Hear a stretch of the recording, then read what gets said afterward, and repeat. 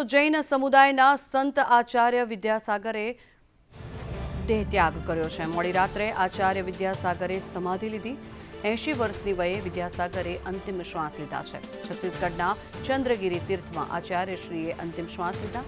આચાર્યશ્રીએ આચાર્ય પદનો ત્યાગ કરીને 3 દિવસથી મૌન ધારણ કર્યું હતું। ત્યારે આજે બપોરે આચાર્ય વિદ્યાસાગરના અંતિમ સંસ્કાર કરવામાં આવ્યા।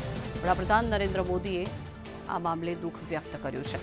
આચાર્ય વિદ્યાસાગરજી મહારાજનું બ્રહ્મલીન થવું તે દેશ માટે અપૂરણીય ક્ષતિ છે। વડાપ્રધાન નરેન્દ્ર મોદી દ્વારા તેમના નિવેદનમાં કહેવામાં આવ્યું છે। પ્રધાનમંત્રીએ આચાર્યશ્રી સાથેની જૂની તસવીરો પણ શેર કરી છે। તો છત્તીસગઢના ચંદ્રગીરી તીર્થમાં અંતિમ શ્વાસ લીધા મહારાજના અવસાનથી દેશને ખૂબ જ મોટી ખોટ પડી છે। વડાપ્રધાન નરેન્દ્ર મોદી દ્વારા આ નિવેદન આપવામાં આવ્યું। આધ્યાત્મિક જાગૃતિના અમૂલ્ય પ્રયાસો હંમેશા યાદ રહેશે। આરોગ્ય અને શિક્ષણના પ્રચારમાં રોકાયેલા રહ્યા છે। વડાપ્રધાન નરેન્દ્ર મોદી દ્વારા આચાર્યશ્રીના માનમાં આ શબ્દો કહેવામાં આવ્યા છે અને સાથે જ તેમણે કહ્યું કે મને આચાર્યજી તરફથી ઘણો જ પ્રેમ અને આશીર્વાદ હંમેશા મળ્યા છે। આચાર્યજીના નિધન પર છત્તીસગઢ સરકારે પણ રાજ્ય શોક જાહેર કર્યો છે। તો જૈન મુનિ તેમનો દેહ ત્યાગ કર્યો છે।